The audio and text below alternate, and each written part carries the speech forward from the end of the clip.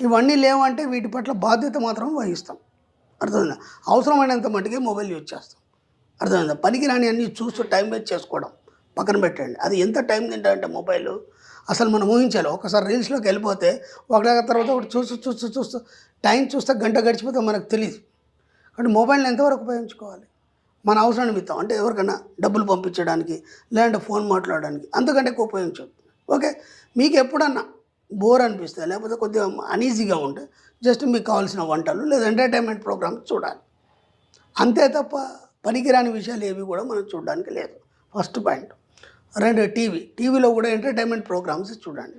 ఓకేనా? ఎందుకంటే మనిషికి అన్నీ అవసరం కదా! ఆహ్లాదకరం కూడా అవసరం కదా! అది అవసరం కాబట్టి అంతవరకే చూడండి. పేపర్లు ఏముంటది